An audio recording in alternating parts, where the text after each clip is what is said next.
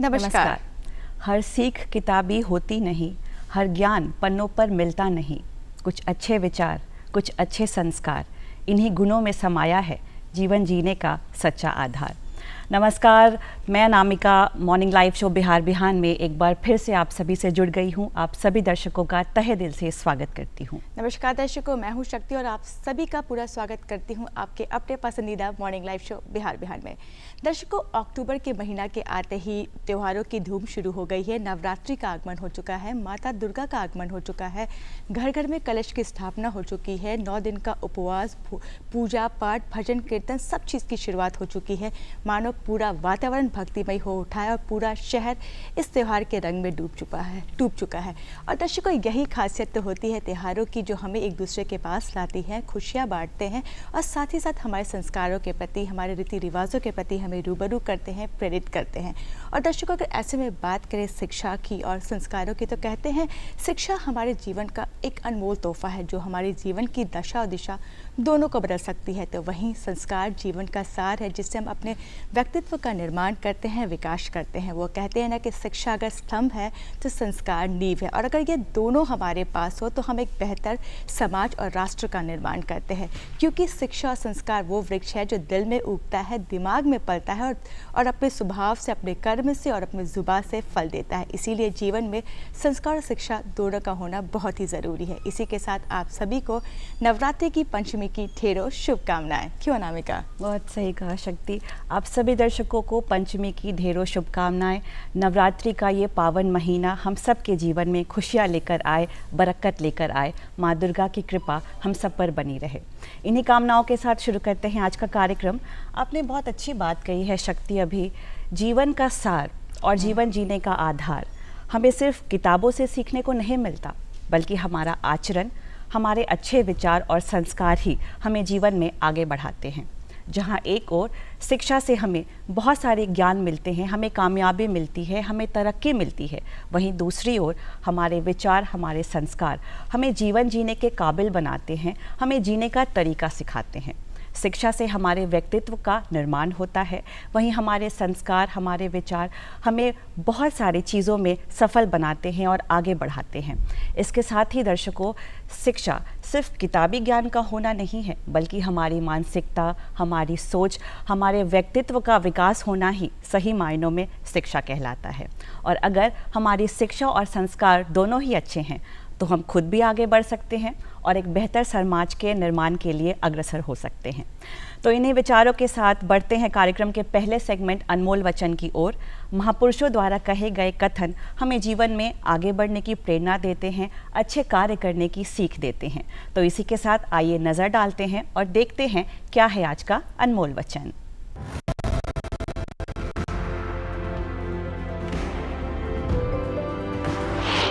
हमें ऐसी शिक्षा चाहिए जिससे चरित्र का निर्माण हो, मन की शक्ति बढ़े, बुद्धि का विकास हो और मनुष्य अपने पैर पर खड़ा हो सके। स्वामी विवेकानंद। दर्शकों, महात्मा गांधी जी ने कहा है कि युवा वो शक्ति है जिससे हम पूरी विश्व को बदल सकते हैं, किसी भी सपने को साकार कर सकते हैं, किसी भी कार्य को मुमकिन कर सकते हैं। यहाँ शक्ति का तात्पर्य है सही शिक्षा, पूर्ण कौशलता और बेहतर स्वास्थ्य। और वाकई में दर्शकों, अगर ये तीनों चीज़ युवाओं के पास मौजूद हो तो फिर चाहे घर हो, समाज हो या राष्ट्र हो, उनका उज्जवल भविष्य सुनिश्चित है। इन्हीं पहलुओं पर विचार विमर्श करने के लिए, हमारा मार्गदर्शन करने के लिए हमारे बीच मौजूद है हमारे बेहद ही खास मेहमान। तो चलिए स्वागत करते हैं हमारे आज के विशेष अतिथि का। हमारे बीच मौजूद हैं IAS Deepak Anand, batch 2007, secretary labour resource department, government of Bihar. साथ ही साथ आप सभी को बता दो कि इन्होंने बतौर डिस्ट्रिक्ट मजिस्ट्रेट सारण और बांका जिले में अपने कर्तव्यों का निर्वहन करते हुए समाज एवं जन कल्याण में अपना सराहनीय योगदान दिया है। साथ ही साथ अब तक के अपने कार्यकाल में इन्होंने कई पदों पर अपना पदभार देते हुए अपने कर्तव्यों का पूर्ण रूप से निर्वहन किया है। तो चलिए इनका स्वागत करते हैं हम अपने कार्यक्रम बिहार बिहार में। सर, आपका तहे दिल से स्वागत है हमारे कार्यक्रम बिहार बिहार में। स्वागत है बिहार बिहार में।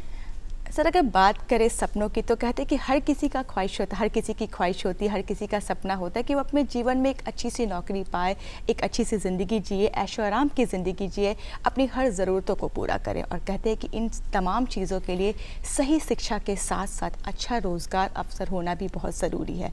ऐसे में आपसे जानना चाहूँगी कि सही शिक्षा के साथ साथ अगर हम किसी क्षेत्र में अच्छा रोज़गार पाना चाहते हैं तो किन किन चीज़ों को अपने अंदर शामिल करने की आवश्यकता है या किन किन चीज़ों पे पूर्ण रूप से ध्यान देने की आवश्यकता है? बड़ा महत्वपूर्ण प्रश्न है ये। शिक्षा और रोज़गार के बीच में हम जो कड़ी को पाते हैं, जिसको आमतौर पर हम कुशलता कहते हैं, क्योंकि हम शिक्षित हो जाते हैं लेकिन हम रोज़गार नहीं पा रहे हैं, तो उसके बीच में कौन सी ऐसी कड़ी है जो हम मिस कर रहे हैं। तो मैं अपने बिहार के युवाओं को बताना चाहूँगा कि हम शिक्षित तो हो जा रहे हैं, लेकिन क्या हम में कुशलता की कमी है? हम अपने कौशल को कैसे कैसे विकास कर सकते हैं? तो इन चीज़ों पर अगर हम ध्यान दें, अपने कौशल का विकास करें, तो हम रोज़गार या स्वरोज़गार दोनों ही प्राप्त कर सकते हैं। तो पहला तो है कि हम शिक्षित बने और शिक्षा के साथ अपने ज्ञान का और कौशल का विकास करें ताकि हम रोज़गार या स्वरोज़गार की ओर जा सकें। जी सर, बिल्कुल सर। सर, शिक्षा की बात उठी है, शिक्षा के साथ साथ इस बदलते समय में स्किल का होना भी बहुत ज़रूरी है, जिससे रोज़गार के अवसर बढ़ते हैं, साथ ही बढ़ती आबादी की मांग को भी पूरा किया जा सकता है। इस पर क्या कुछ कहना चाहेंगे आप? मैं यही कहूँगा कि जो हम स्कूल की शिक्षा लेते हैं, कॉलेज की शिक्षा प्राप्त करते हैं और उसके बाद जब ये कमी हम में पाई जाती है कि हमारे पास कौशल का अभाव होता है, तो हम रोज़गार तक नहीं पहुंच पाते हैं या स्वरोज़गार नहीं कर पाते हैं।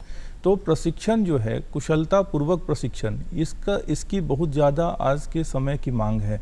तो अपने युवाओं को कौशल का विकास करना हमारे विभाग का मुख्य काम है। श्रम संसाधन विभाग, बिहार सरकार इस दिशा में लगी है कि बिहार के युवाओं का कौशल विकास हो, उनको आज की बाजार की जो मांग है उसके अनुरूप हम उनको तैयार कर सकें, और इसके लिए कई सारी योजनाएं चलाई जा रही हैं।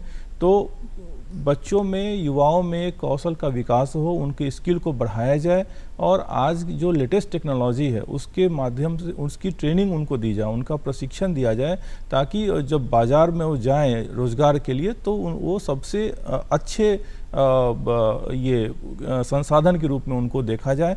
तो ये बिहार सरकार का ये प्रयास है। अतः कह सकते हैं कि शिक्षा अगर स्तंभ, अगर बेस है, तो आपको स्किल जो है वो पिलर्स का काम करता है। और इन्हीं बातों को ध्यान में रखते हुए कौशल भारत, कुशल भारत के उद्देश्य के साथ हमारे माननीय प्रधानमंत्री श्री नरेंद्र मोदी जी ने स्किल इंडिया मिशन की शुरुआत की, जिसके तहत कोशिश की जा रही है युवाओं को कौशल बनाने की, उन्हें आत्मनिर्भर बनाने की। चाहूँगी इस मिशन के बारे में बताएं। कौशल विकास एवं उद्यमशीलता मंत्रालय द्वारा राष्ट्रीय कौशल विकास मिशन की शुरुआत 15 जुलाई 2015 को माननीय प्रधानमंत्री महोदय द्वारा की गई है। इस जो योजना है यह युवाओं के कौशल को विकास करने की, वो आज के उद्योग मानक के अनुरूप तैयार की गई है। और जो NSQF है, नेशनल स्किल क्वालिफिकेशन फ्रेमवर्क, उसके तहत इसको तैयार किया गया है और बहुत ही बेहतरीन तरीके से युवाओं के कौशल का विकास इसमें किया जा रहा है। मैं आपको बताना चाहूँगा कि इसका जो 2015 में शुरुआत हुई, इसके दूसरा चरण 2016 से 20 तक चला और 1 करोड़ से ज़्यादा युवाओं को इसके तहत प्रशिक्षण दे करके, उनके कौशल का विकास करके उनको रोज़गार तक पहुंचाया गया। और इसका तीसरा चरण 2021 से 26 तक चलाया जा रहा है। वर्तमान में करीब 8 लाख युवाओं को प्रशिक्षित किया जा रहा है। अगर हम इसके और डिटेल में जाएं प्रधानमंत्री कौशल विकास योजना के, तो इसमें 3 तरह की ट्रेनिंग हम दे रहे हैं। पहला है शॉर्ट टर्म ट्रेनिंग, जो स्कूल कॉलेज के ड्रॉप आउट बच्चे हैं या बेरोज़गार बच्चे हैं, उनको हम ट्रेनिंग दे करके उनके कौशल का विकास करके उनको रोज़गार या स्वरोज़गार तक पहुंचा रहे हैं। ऐसे बच्चों की संख्या 2,20,000 है जिनको अभी प्रशिक्षण दिया जा रहा है। अगला है RPL, recognition of prior learning. उसमें हम 5,80,000 बच्चों को ट्रेन करके उनको स्वरोज़गार तक या रोज़गार तक पहुंचा रहे हैं। RPL का अर्थ है कि पूर्व अर्जित जो ज्ञान है उसकी हम मान्यता देते हैं। जैसे कोई बढ़ई का काम या दर्जी का काम अपने घर परिवार में सीखता है गांव का कोई युवक, लेकिन उसके पास कोई सर्टिफिकेट नहीं होता है, तो हमारा ये प्रयास होता है उसमें कि हम उनको बेसिक ट्रेनिंग और उनके स्किल को और इन्हांस करें और उनको एक सर्टिफिकेट दें, ताकि जब वो और उनको जो रोज़गार में है उसको ज़्यादा अर्न कर सकें, वो ज़्यादा उसकी आय हो सके। तो ये दूसरा हो गया। और तीसरा है स्पेशल प्रोजेक्ट्स, जैसे जो हमारे स्थानीय निकाय हैं या उद्योग है उसकी मांग के अनुरूप जैसा हम कभी उनको प्रशिक्षण देते हैं। तो और ये इतना ही नहीं, प्रधानमंत्री कौशल विकास योजना की एक और खासियत है कि इसमें हम कौशल रोजगार मेला के माध्यम से उनको रोजगार तक पहुंचाते हैं और परामर्श केंद्र के माध्यम से उनकी काउंसलिंग करते हैं युवाओं की। तो इस तरह का योजना जो है यह असंगठित कार्य क्षेत्र में जो काम कर रहे श्रमिक हैं उनके कौशल का विकास करना, उनको रोजगार तक पहुंचाना। तो ये बहुत ही अच्छी योजना है प्रधानमंत्री कौशल विकास योजना, और इसके तहत बड़ी संख्या में लोगों को के कौशल का विकास करके उनको रोजगार तक पहुंचाया जा रहा है। जी सर, साथ ही ये भी जानना चाहेंगे प्रधानमंत्री के विकसित भारत के मूल्यों पर क्या कुछ कहना चाहेंगे, साथ ही उनके इस सपने को पूरा करने के लिए स्किल डेवलपमेंट का क्या महत्व है, क्या महत्व रखता है, इसके बारे में बताएं। बिना कौशल विकास के कुछ होना नहीं है, यह मैं पहले ही बता चुका हूँ। हमारे जो युवा हैं वो कॉलेज में पढ़ाई कर रहे हैं, स्कूल में पढ़ाई कर रहे हैं, लेकिन उसके बाद जब उनको रोज़गार की समस्या आती है तो उनके पास 2-3 चीज़ों का अभाव होता है। पहला, आज की मांग है कंप्यूटर, इंफॉर्मेशन टेक्नोलॉजी। दूसरी मांग है अंग्रेज़ी, हिंदी या अंग्रेज़ी की अच्छी स्तरीय भाषा का ज्ञान होना चाहिए उनको। और तीसरा है सॉफ्ट स्किल्स, आचार व्यवहार, शिष्टता इत्यादि का ज्ञान भी उनको होना जरूरी है आज अगर उनको अच्छा रोजगार पाना है या कोई अपना स्वरोजगार करना है। तो इन्हीं बातों को ध्यान में रखते हुए प्रधानमंत्री कौशल विकास योजना की शुरुआत भी की गई थी। और इतना ही नहीं, बिहार सरकार ने भी, श्रम संसाधन विभाग ने बिहार कौशल विकास मिशन की स्थापना की है और इसमें बहुत सारे अलग अलग वर्टिकल्स में हम बच्चों को प्रशिक्षण दे रहे हैं। तो स्किल डेवलपमेंट ओवरऑल व्यक्तित्व के विकास के लिए भी आवश्यक है, रोजगार के लिए आवश्यक है, स्वरोजगार के लिए भी आवश्यक है। तो युवाओं से मैं यही कहना चाहूँगा कि जो भी केंद्र, प्रशिक्षण केंद्र बिहार सरकार अथवा केंद्र सरकार द्वारा चलाई जा रही है उसमें ज़रूर भाग लें, अपने स्किल को इन्हांस करें, अपने स्किल को बढ़ाएं, अपनी कौशलता को बढ़ाएं, ताकि आपका वैल्यू एडिशन हो, ताकि आप आज की बाजार की जो ज़रूरत है, मांग है, उसके अनुरूप अपने को आप ढाल सकें और ताकि आपकी आय जो है बढ़ सके। जैसा कि अभी आपने इंफॉर्मेशन टेक्नोलॉजी की बात की, शक्ति सर, अभी आपने इंफॉर्मेशन टेक्नोलॉजी की बात की। देश के विकास को गति देने के लिए टेक्नोलॉजी की अहम भूमिका रही है। इस समय की बात करें तो हर कुछ डिजिटल हो चुका है। आपसे ये जानना चाहेंगे कि देश के युवाओं को मजबूत बनाने के लिए, उन्हें आत्मनिर्भर बनाने के लिए डिजिटलाइजेशन की बात करें तो क्या भूमिका है, उसकी क्या योगदान है? आज डिजिटलाइजेशन का ज़माना है और बिहार सरकार के श्रम संसाधन विभाग ने बिहार कौशल विकास की स्थापना वर्ष 2010 में की। 2016 से ये क्रियाशील हो गया है। मैं आपको बताऊं कि इस मिशन ने कई ऐसे कार्यक्रम अभी चला रखे हैं, कई ऐसे प्रशिक्षण कार्यक्रम चला रखे हैं जिसके माध्यम से हम इस दिशा में काम कर रहे हैं। पहला है कुशल युवा कार्यक्रम। इसमें 15 से 28 आयु वर्ग के जो युवक हैं वो या 10वीं या 12वीं कक्षा उत्तीर्ण हैं, ये पात्र होते हैं और ये वहाँ जा कर के हमारे प्रशिक्षण केंद्रों पर इसका लाभ ले सकते हैं। इसमें हम कुल 240 घंटे की ट्रेनिंग देते हैं, प्रशिक्षण देते हैं, जिसमें 120 घंटे की ट्रेनिंग इंफॉर्मेशन टेक्नोलॉजी या कंप्यूटर से आधारित होती है। 80 घंटे की ट्रेनिंग हम हिंदी अथवा अंग्रेजी की भाषा का स्तरीय ज्ञान कराते हैं, उसमें प्रशिक्षण देते हैं। इसके अलावा 40 घंटे की ट्रेनिंग उनकी होती है सॉफ्ट स्किल्स की, जिसमें आचार व्यवहार, शिष्टता इत्यादि का प्रशिक्षण दिया जाता है। तो ये प्रशिक्षण जो है अभी कुल 1875 केंद्रों पर चल रहा है हमारे बिहार में, और अब तक जब से इसकी शुरुआत हुई है 20 लाख बच्चे इससे प्रशिक्षित हो चुके हैं, प्रमाणीकृत हो चुके हैं और कहीं ना कहीं रोजगार या स्वरोजगार में लगे हैं। अभी वर्तमान में 5 लाख बच्चे हमारे इन केंद्रों पर, 1875 केंद्रों पर प्रशिक्षण प्राप्त कर रहे हैं। तो इसमें ई लर्निंग के माध्यम से हम शिक्षा देते हैं। जो आप बता रही हैं, डिजिटलाइजेशन की बात कर रही हैं, तो इसमें हम ई लर्निंग मोड में अपने लर्निंग फैसिलिटेटर के थ्रू बच्चों को प्रशिक्षित करते हैं। और हमारा इसी तरह का एक दूसरा कार्यक्रम है वित्त एवं लेखा प्रशिक्षण का कार्यक्रम। इसमें हम अकाउंटिंग, फाइनेंसिंग, जीएसटी, टैली इत्यादि की ट्रेनिंग देते हैं। अब तक 8,500 बच्चे इससे ट्रेनिंग पा चुके हैं। 12वीं कक्षा उत्तीर्ण होना चाहिए और 17 से 45 आयु वर्ग सीमा इसके लिए निर्धारित की गई है। तो डिजिटलाइजेशन की जो बात की जाती है उसमें बिहार सरकार ने कई ऐसी योजनाएं चला रखी हैं जिसमें बच्चों को इसकी ट्रेनिंग दे करके हम उसको सीधा सीधा रोज़गार तक लेके जा रहे हैं और आने वाले समय में और ज़्यादा इस पर हम फोकस करने जा रहे हैं, चूँकि अभी बाज़ार की जो ज़रूरत है, बाज़ार से जो मांग है वो सबसे ज़्यादा इंफॉर्मेशन टेक्नोलॉजी की है, सूचना प्रौद्योगिकी की है। तो इस दिशा में हम लगातार काम कर रहे हैं। जी, जैसे अगर जो भी प्रयासों की बात की जाए बिहार सरकार की, तो उन प्रयासों में एक प्रयास ये भी सुनने को है कि हाल में ही बिहार कौशल विकास मिशन के तहत एक कॉल सेंटर की स्थापना की गई है, जिसके अंतर्गत जो भी युवा है उनको अधिक से अधिक जानकारी दी जा सके इन योजनाओं के बारे में। चाहूँगी इसके बारे में बताएं और इसका क्या सकारात्मक प्रभाव पड़ रहा है। जी, अभी हाल ही में समेकित सूचना सह समाधान केंद्र की स्थापना हमारे श्रम संसाधन विभाग ने की है कौशल विकास मिशन के तहत। इसमें एक टोल फ्री नंबर दिया गया है। इसमें जो टोल फ्री नंबर है उस पर कोई भी युवा कॉल करके, मुफ्त कॉल होता है टोल फ्री नंबर पे, उस पर कॉल करके जो बिहार कौशल विकास मिशन के जो प्रशिक्षण कार्यक्रम है उसकी सुलभ जानकारी प्राप्त कर सकता है और मार्गदर्शन और परामर्श जो है प्रभावी और पारदर्शी तरीके से यहाँ पे दी जाती है। किसी भी प्रकार की कोई समस्या का समाधान जो युवा हैं, जो प्रशिक्षण ले रहे हैं या लेना चाहते हैं, उन सब की समस्या का समाधान होता है। मैं आपके माध्यम से दर्शकों को ये टोल फ्री नंबर भी बताना चाहूँगा, 1800-296-5656।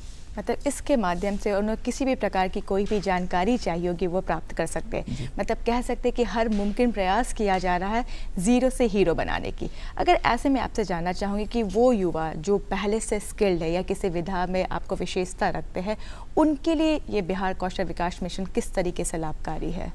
बिल्कुल अच्छा प्रश्न किया आपने। इसमें हमारी एक योजना है, RPL उसको बोलते हैं, रिकॉग्निशन ऑफ प्रायर लर्निंग। अगर हिंदी में कहा जाए तो पूर्वार्जित ज्ञान की अधिमानता या मान्यता। अभी जो इसके तहत हमने क्राइटेरिया रखा है, 18 से 59 आयु वर्ग के लोग इसमें रजिस्टर्ड हो सकते हैं, प्रशिक्षण ले सकते हैं।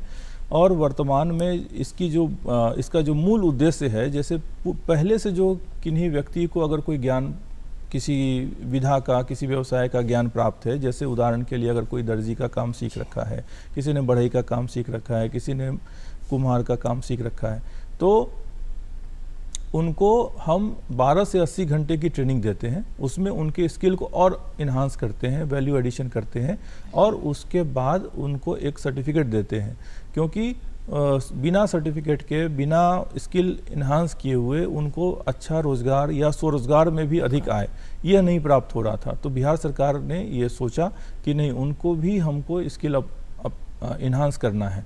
और इसी तरह की समान योजना विश्वकर्मा योजना है, जो आप जानते हैं कि इसमें 18 कर्मकार की समूह का उसकी सूची बनाई गई है और उसमें हम उनको ट्रेनिंग दे करके अपने ITI के माध्यम से ट्रेनिंग देते हैं और उनको फिर सर्टिफिकेट देते हैं और उनको रोज़गार से जोड़ते हैं।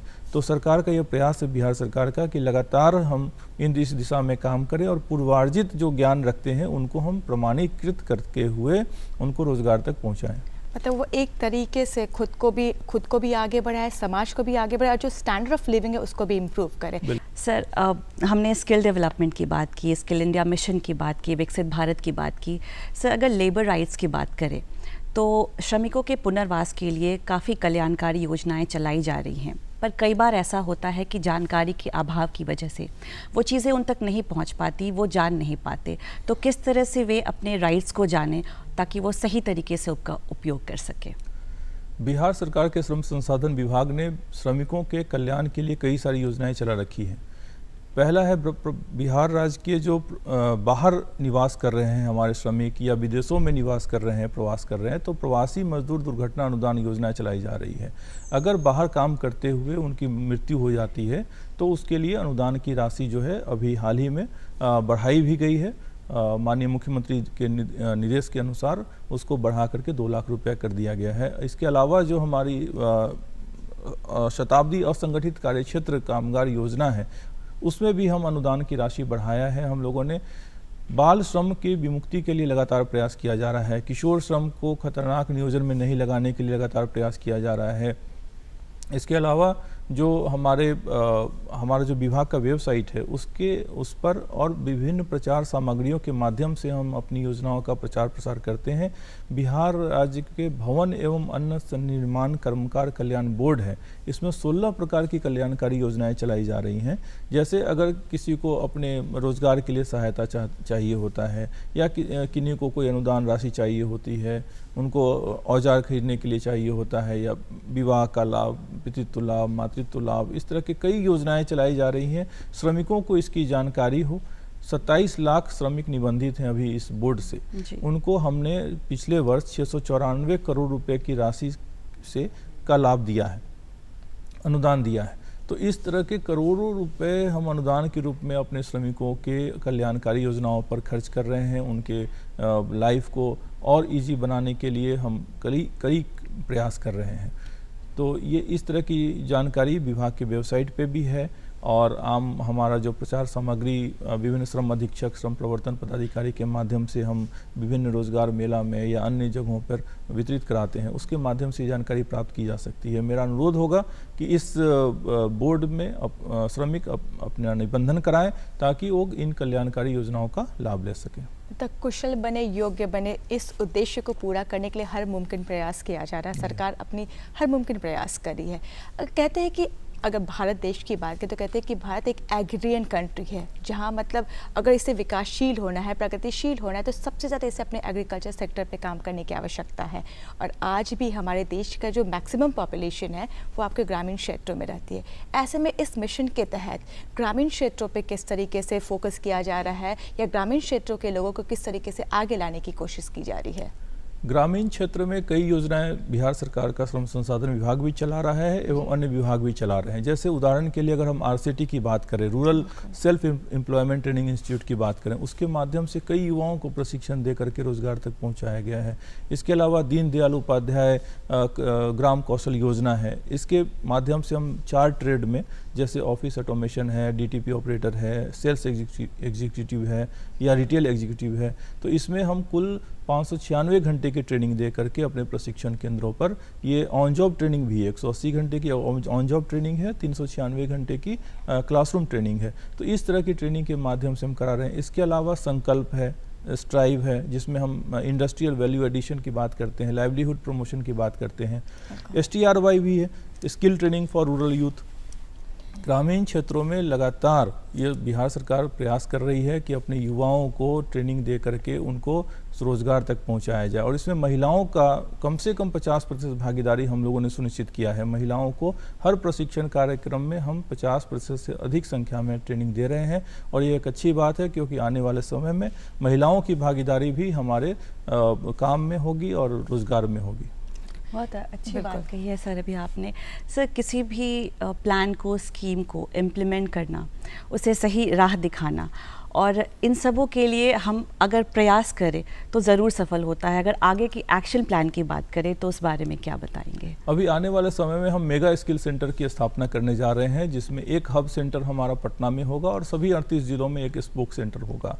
इसके माध्यम से बिहार के जितने युवा हैं वो अपने कौशल विकास के लिए इस सेंटर से जुड़ सकते हैं। इसके अलावा हम ग्रामीण दूर दराज इलाकों में अपने प्रशिक्षण केंद्रों का विस्तार कर रहे हैं। मेरा सभी युवाओं से, उनके अभिभावकों से अनुरोध होगा कि इन प्रशिक्षण केंद्रों पर जुड़ें। बिहार कौशल विकास मिशन के जितने भी प्रशिक्षण केंद्र हैं, चाहे कुशल युवा कार्यक्रम के हों, RTD के हों, RPL के हों, डोमेन स्किलिंग के हों, किसी भी तरह का जो भी प्रशिक्षण केंद्र, उससे जरूर जुड़ें, अपने स्किल को इन्हांस करें, कौशलता को बढ़ाएं, ताकि आपको रोजगार या स्वरोजगार में आसानी हो। आने वाले समय में हम स्किल मैपिंग करा रहे हैं, स्किल गैप कहाँ कहाँ है उसको भी देख रहे हैं। तो आप देखेंगे कि अभी कुछ दिनों में ये प्रयास जो है आपको ज़मीन पे दिखाई देगा। ये बिहार के का कोई युवा इस स्किल कार्यक्रम से नहीं छूटे। यही हमारा सपना, आपका संकल्प हमारा, यही हमारा ध्येय वाक्य है। बिहार कौशल विकास मिशन युवाओं के प्रगति के लिए, उनको कौशल विकास के लिए, उनको रोजगार तक पहुंचाने के लिए कटिबद्ध है। और मैं पुनः अनुरोध करूंगा कि कोई भी समस्या की जानकारी, कोई भी सुझाव हो, कोई भी परामर्श प्राप्त करना हो, वो बिहार सरकार के कौशल विकास मिशन ने जो टोल फ्री नंबर जारी किया है 180029655656, उस पर जरूर कॉल करें। उनको योजनाओं की जानकारी मिलेगी और प्रशिक्षण केंद्रों पर निश्चित रूप से जा करके प्रशिक्षण प्राप्त करें, अपने कौशल को का विकास करें। धन्यवाद। जी जी, कहते हैं ना कि जितना बड़ा कार्य, जितना बड़ा सपना, उससे जुड़ी जिम्मेदारियां और दायित्व भी उतने ही बड़े होते हैं। ऐसे में आपसे जानना चाहूँगी कि आप किस तरीके से खुद को इन तमाम कार्यों के प्रति मतलब तैयार करते हैं कि आप अपने कर्तव्य का पूर्ण निर्वहन कर सकें। चाहूँगी अपने बारे में कुछ बताएं। इसके लिए सबसे पहले तो आप को मजबूत होना पड़ेगा, हार्ड वर्क के लिए तैयार रहना पड़ेगा और मानसिक रूप से, शारीरिक रूप से स्वस्थ होना पड़ेगा। गीता का एक बहुत छोटा श्लोक है, मैं आपको सुनाना चाहूँगा। अधिष्ठानम तथा कर्ता कर्णम च पृथक विदम विविधाश्च पृथक चेष्टा दैवम चैवात्र पंचमम। किसी भी लक्ष्य को प्राप्त करने के लिए संकल्प का होना जरूरी है, अखंड संकल्प, दृढ़ संकल्प, कर्ता का होना जरूरी है, कर्ण मतलब साधन का होना जरूरी है, चेष्टा मतलब प्रयत्न का होना जरूरी है और अंतिम में है आपका भाग्य।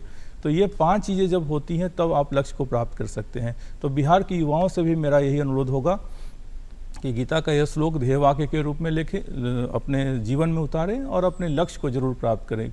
कौशल विकास के लिए बिहार सरकार आपकी सहायता के लिए लगा हुआ है और श्रम संसाधन विभाग लगातार ये कार्यक्रम चला करके युवाओं को उनके लक्ष्य तक पहुंचाने के लिए प्रयत्नशील है। इसलिए मैं पुनः अनुरोध करूंगा कि कौशल विकास कार्यक्रम से जुड़े और बिहार कौशल विकास मिशन के जितने भी तमाम कार्यक्रम हैं उनसे जुड़ करके अपने कौशल का विकास करें। यही नहीं, बिहार के बाहर भी, अगर उनको देश के बाहर भी अगर कहीं जाना है उसके लिए भी कई योजनाएं चलाई जा रही हैं। हम प्रशिक्षण दे करके उनको, समुद्र पार नियोजन ब्यूरो हमारा काम करता है, उसके माध्यम से हम बच्चों को विदेशों में भेज करके उनको रोज़गार दिलवाने का काम कर रहे हैं। परामर्श केंद्रों के माध्यम से उनको रोज़गार दिलाने का काम कर रहे हैं।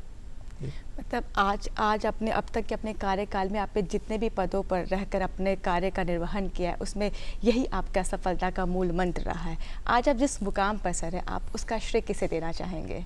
निश्चित रूप से मेरे माता पिता को, मैं ईश्वर को, अपनी कड़ी मेहनत को, मित्रों की शुभकामनाओं को मैं इसका श्रेय देना चाहूँगा। और जो अभी मैंने बताया कि ये जो 5 चीज़ें हैं उसको मैंने अपने भी जीवन में उतारा है और उसी राह पे चलते हुए इस सफलता को प्राप्त की है। एक जो भी मुकाम हासिल किया है उसके माध्यम से किया है। हार्ड वर्क का कोई ऑप्शन नहीं है, हार्ड वर्क करना चाहिए और सिंसियरिटी के साथ, ईमानदारी के साथ करना चाहिए, क्योंकि अगर आप सफल होते हैं तो निश्चित रूप से आपका परिवार, आपका समाज आप पे गर्व करता है। तो एक छोटा प्रयास है। अब मैं कोशिश करता हूं कि जहां भी रहूं ईमानदारी से और कठिन परिश्रम करके काम करूं, क्योंकि एक बहुत बड़ा अवसर है, यह देश की सेवा का बहुत बड़ा अवसर होता है। शायद यही जो डेडिकेशन है जो आप में मौजूद है, आज के युवाओं को यही डेडिकेशन की आवश्यकता है, इसी हार्ड वर्किंग की आवश्यकता है। तो चलते चलते में 2 शब्दों में हमारे आज के युवाओं को किस तरीके से उनका मार्गदर्शन करना चाहेंगे? मैं बच्चों को यही कहूँगा, युवाओं को यही कहूँगा कि मुश्किलें दिल के इरादे आजमाती हैं, ख्वाबों के पर्दे निगाहों से हटाती हैं, हौसला मत हार गिरकर ओ मुसाफिर, ठोकरें इंसान को चलना सिखाती हैं। बहुत ही अच्छी तरीके से सर आपने इसका बखान किया है सर। और हमारे युवाओं को आगे आने की ज़रूरत है। अगर उन्हें सही दिशा मिले तो वो अपनी दशा बदल सकते हैं। क्यों शक्ति। बिल्कुल। इसी के साथ सर आपका तहे दिल से धन्यवाद, आप यहाँ पर आए, इतनी अच्छी अच्छी बातें साझा कर हमारे दर्शकों का, हमारे आज की युवाओं का मार्गदर्शन किया, उसके लिए आपका तहे दिल से धन्यवाद। जी।